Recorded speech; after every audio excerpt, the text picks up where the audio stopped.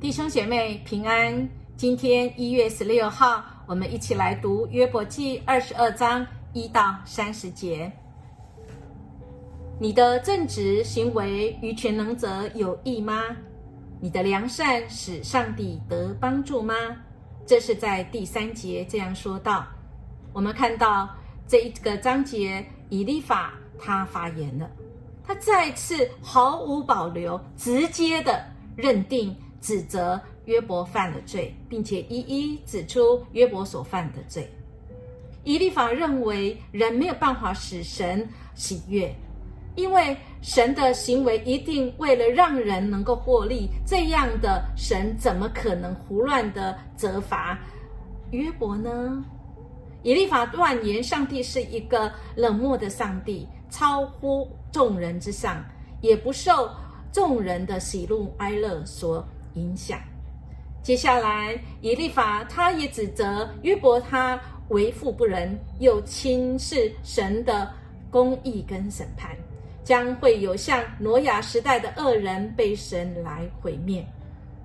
我们看到19节甚至暗示性的这个说约伯受苦，反应均然是欢喜，这样的说法对约伯实在是太残忍了。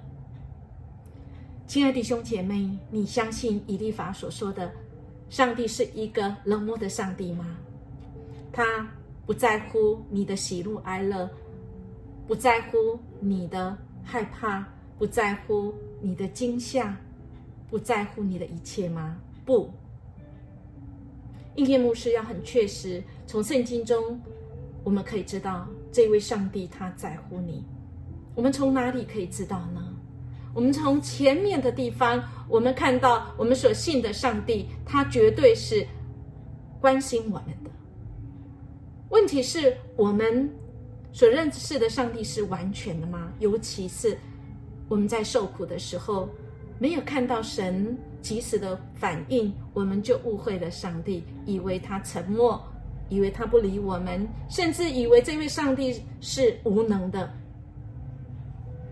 亲爱的弟兄姐妹，神允许苦难临到，是因为他知道他能够帮助我们度过这些的难关，我们撑得起。